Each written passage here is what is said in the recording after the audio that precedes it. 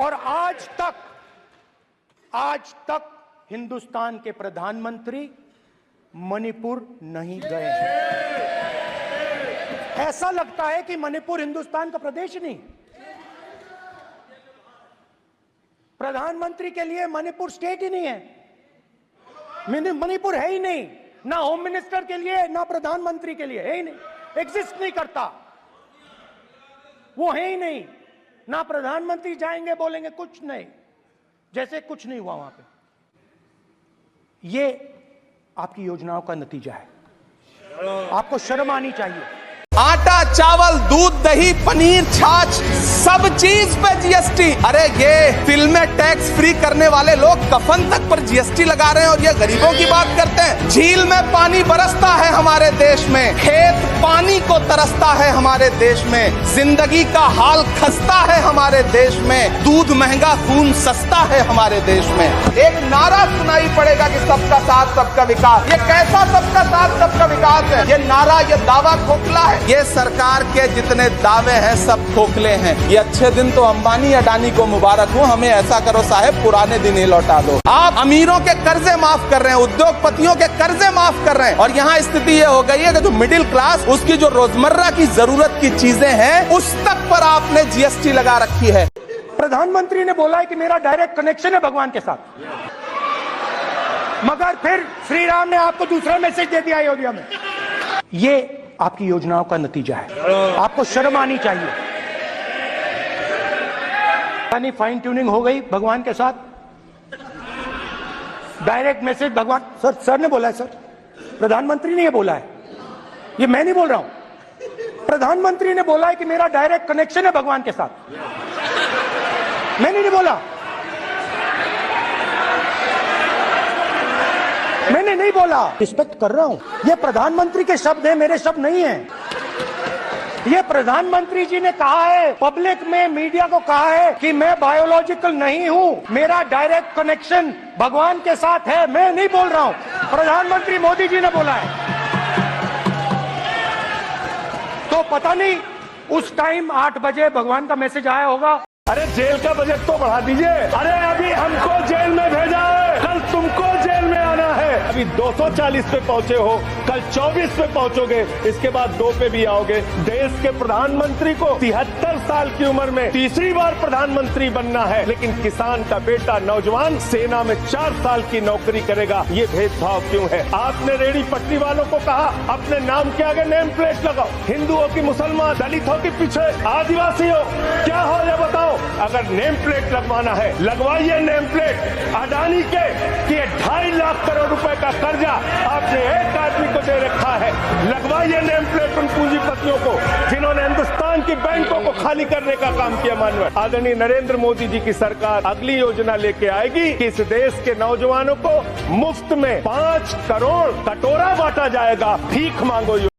हिंदू धर्म में चक्रव्यूह का ऑपोजिट क्या होता है जानते हो आप? चेयर को एड्रेस मैं बताता हूं सर। शिव की बारात होती है सर, शिव की बारात में कोई भी आ सकता है, किसी भी धर्म का कोई भी व्यक्ति आ सकता है, बारात में आ सकता है, नाच सकता है, गा सकता है, अपना सपना देख सकता है। सर गुरु नानक जी, सिखों की बात करी जाए तो सेवा करने से किसी को नहीं रोका जा सकता है, लंगर से किसी को बाहर नहीं फेंका जा सकता है। सर इस्लाम में कोई भी मस्जिद में आ सकता है, चर्च में कोई भी घुस सकता है, समुदाय में कोई भी आ सकता है सर, मगर इनके चक्रव्यूह में सिर्फ 6 लोग हैं सर। शिव की बारात और चक्रव्यूह के बीच में है। हम चक्रव्यूह तोड़ते हैं, हम चक्रव्यूह तोड़ने का काम करते हैं। मनरेगा, हरी क्रांति, आजादी, कॉन्स्टिट्यूशन, ये चक्रव्यूह को तोड़ने के काम है। आप पद्मव्यूह चक्रव्यूह बनाने का काम करते हो। चक्रव्यूह शिव की बारात को हरा ही नहीं सकता है। आप अपने इतिहास को देखिए, आप अपने आप को हिंदू कहते हो, आप हिंदू कहते हो, आप हिंदू धर्म को समझते नहीं हो। मैंने चक्रव्यूह के बारे में थोड़ी रिसर्च की और पता लगा कि चक्रव्यूह का एक दूसरा नाम होता है पद्मव्यूह, मतलब लोटस फॉर्मेशन। 21वीं सदी में सर एक नया चक्रव्यूह तैयार हुआ है। स्पीकर सर वो भी लोटस की शेप में है सर, और उसका चिन्ह प्रधानमंत्री जी अपनी छाती पर लगा के चलते हैं। सर आज भी चक्रव्यूह के बीच में 6 लोग हैं सर। चक्रव्यूह के बिल्कुल सेंटर में, चक्रव्यूह में हजारों लोग होते हैं सर, मगर उसके बिल्कुल सेंटर में 6 लोग कंट्रोल करते हैं। तो जैसे उस टाइम 6 लोग कंट्रोल करते थे, वैसे आज भी 6 लोग कंट्रोल कर रहे हैं। चक्रव्यूह को नरेंद्र मोदी जी, अमित शाह जी, मोहन भगवत जी, अजीत दोवल जी, अंबानी और अदानी जी कंट्रोल कर रहे हैं। अभी मैं उसको हटाना चाहता हूं, मुझे ये करना है सर, वो हटो देखो अभी। क्या डर रहे हैं सर फोटो से? शिव जी के फोटो से डरते हैं सर, इस फोटो से डरते हैं अभी।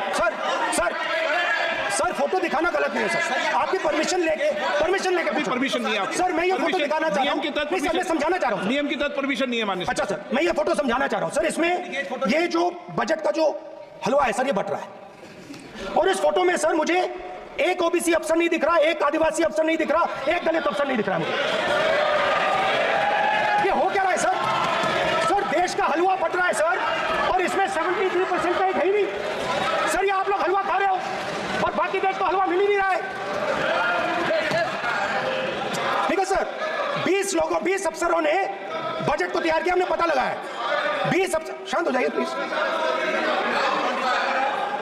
सर। 20 अफसरों ने, उनके नाम मेरे पास है, अगर आप नाम चाहते मैं दे दूंगा। ये सोचते हैं कि देश के युवा, देश के पिछड़े लोग अभिमन्यु हैं, देश के पिछड़े लोग अभिमन्यु नहीं है, अर्जुन है। और वो जो आपका चक्रव्यूह है उसको फोड़ के फेंक देंगे, फेंकने वाले हैं। पहला कदम इंडिया गठबंधन ने ले लिया। आपके प्रधानमंत्री की कॉन्फिडेंस को हमने उड़ा दिया। आपके प्रधानमंत्री भाषण में आ ही नहीं पा रहे, और मैं आपको एडवांस में बता देता हूं, मेरे भाषण में कभी नहीं आएंगे। नफरत हिंदुस्तान का नेचर नहीं है, चक्रव्यूह हिंदुस्तान का नेचर नहीं है।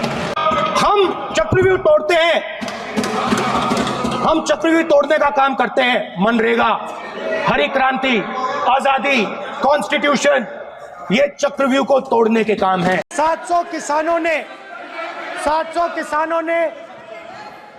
किसान शहीद हुए। हमने इस हाउस में कहा कि किसानों के लिए मौन होना चाहिए, आपने मौन नहीं होने दिया।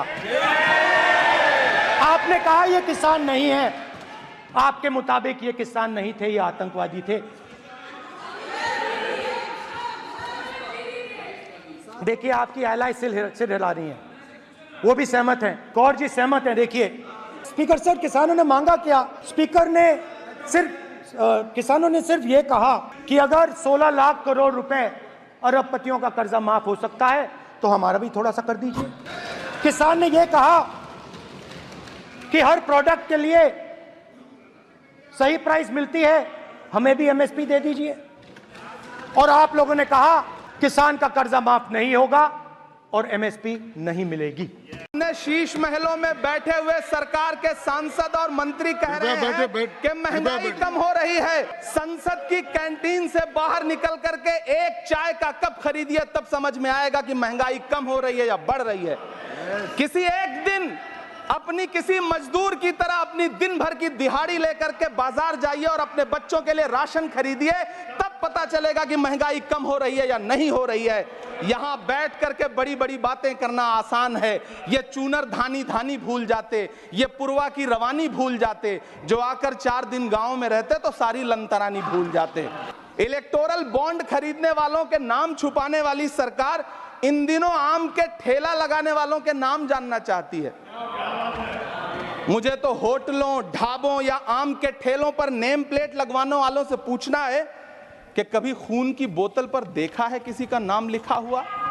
झील में पानी बरसता है हमारे देश में, खेत पानी को तरसता है हमारे देश में, जिंदगी का हाल खस्ता है हमारे देश में, दूध महंगा खून सस्ता है हमारे देश में। मैम, सिर्फ अयोध्या में नहीं, वाराणसी में जान बचा के निकले हैं प्रधानमंत्री। और मैं आपको कहता हूं और बहन से कह रहा हूं, अगर ये लड़ जाती वाराणसी में, अगर ये लड़ गई होती तो आज हिंदुस्तान के प्रधानमंत्री 2-3 लाख वोटों से वाराणसी का चुनाव हार जाते।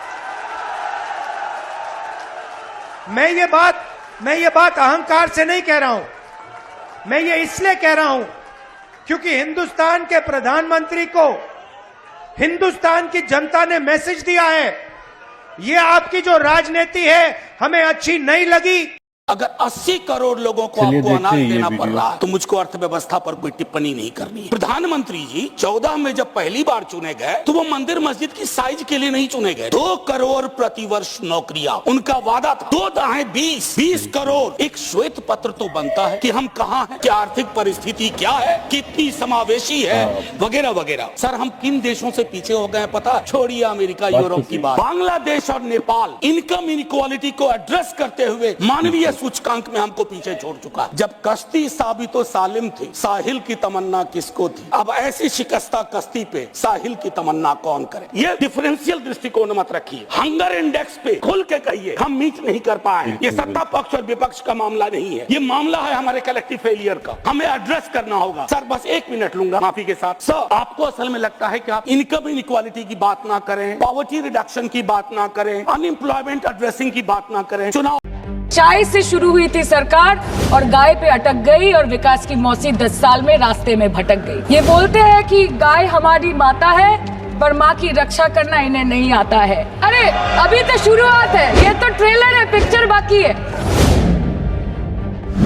सर इस देश के लोगों का यही है किस्सा कि जिसको जिताया वो राजा की तरह जाएगा और जिन्होंने जिताया वो फकीर की तरह। हम सुनते आए थे कि संडे हो या मंडे रोज खाओ अंडे, और अंडे का फंडा यही है सर कि भारत के बच्चों की किस्मत में महीने में एक अंडा नहीं मिलता। सर नीट के घोटाले से लेके जीएसटी के बोझ तक, एयरपोर्ट की छत टूट जाने से लेके रेल पटरी से छूट जाने तक तृणमूल कांग्रेस के सदस्य, हर सांसद देश के हर गंभीर मुद्दे पर चर्चा करेंगे। बस यही आपको बोलना था। इसका जवाब अगर आप देश के किसान से पूछेंगे तो वो आपको यही बात बोलेंगे कि चाय से शुरू हुई थी सरकार और गाय पे अटक गई और विकास की मौसी 10 साल में रास्ते में भटक गई। सर किसान खुद क्या खाएंगे? अपने परिवार के लोगों का खिलाएंगे? अपनी गाय भैंस भेड़ बकरी को क्या खिलाएंगे? सर ऐसे ही वारदात होते हैं जहां गरीबी से जूझता हुआ एक किसान उसको अपनी गाय भेड़ बकरी को बेचने में मजबूर करते हैं और अंत में जाके वो अपनी खुद की जान ले लेते हैं। सर पिछले 10 सालों में 1,12,000 किसानों ने इस देश में आत्महत्या की। एनसीआरबी की एक रिपोर्ट के अनुसार 10 साल में हर दिन इस देश में एवरेज में 30 किसान हर दिन अपनी जान ले लेते हैं। सर इस देश के लोगों का यही है किस्सा कि जिसको जिताया वो राजा की तरह जाएगा और जिन्होंने जिताया वो फकीर की तरह। सर ये बहुत गौरक्षा की भी बातें करते हैं। देश के लोगों को ये पता होना चाहिए that there is a fodder crisis in India and the union minister has himself stated in a written reply in Rajya Sabha that yes, the country is deficit in fodder. So it means that cows are dying without food in government owned goshalas, especially the BJP ruled state. तो sir पहले खाना ही नहीं मिला, fodder crisis, फिर मिल भी जाए तो इतना महंगा कि किसान खरीद ही नहीं पा रहा है, फॉडर इन्फ्लेशन, और सर खाना मिल भी जाए तो पशुओं की बीमारी। उससे मुकाबला करने के लिए इस सरकार ने क्या किया? ये बोलते हैं कि गाय हमारी माता है पर माँ की रक्षा करना इन्हें नहीं आता है। आम आदमी के दूध, छाछ, लस्सी, दही, पनीर पर 5% की जीएसटी, क्रीम, कंडेंस्ड मिल्क, मक्खन, घी पर 12% की जीएसटी और अमीरों के हीरो पर सिर्फ 1.5% की जीएसटी। सरकार उनको रिलीफ नहीं देती है जो विदेश में जाके मिल्क शेक और लाते की चुस्कियां लगाते हैं। ये सरकार उनको रिलीफ नहीं देती जो आम आदमी 2 पैकेट दूध खरीदने से पहले 10 बार सोचता है। सर बचपन से हम सुनते आए थे कि संडे हो या मंडे रोज खाओ अंडे। India rank 2nd in egg production in the world, और अंडे का फंडा यही है सर कि भारत के बच्चों की किस्मत में महीने में एक अंडा नहीं मिलता। मिड डे मील के चलते हफ्ते में अगर एक आध अंडा मिल भी रहा था तो कहीं धर्म के नाम पे तो कहीं महंगाई के चलते उसे बंद करने की मांग उठ रही है। सर अंत पे आते हैं मच्छी पे। आप लोगों को ज्यादा पसंद नहीं पर हम क्या करें, हम तो माछे भाते बंगाली है, हमको तो बोलना ही पड़ेगा। इस बीजेपी सरकार ने पिछले 10 सालों में इस देश के लिए क्या किया, उससे बड़ी तालिका बनेगी कि 10 साल में क्या क्या कर सकते थे पर किया नहीं। 2014 में जो किसान मोदी है तो मुमकिन है सोच के और अच्छे दिन के ख्वाब देख के बीजेपी को वोट दे रहा था, आज 10 साल बाद वो बोलता है कि मोदी है तो नामुमकिन है। शायद अभी वो किसान है भी नहीं। तो इसीलिए मैं बोलना चाहती हूँ कि समय बड़ा महत्वपूर्ण होता है अध्यक्ष महोदय और बड़ा बलवान। बंगाली में हम एक बात बोलते हैं कि समय गेले साधन होबे ना।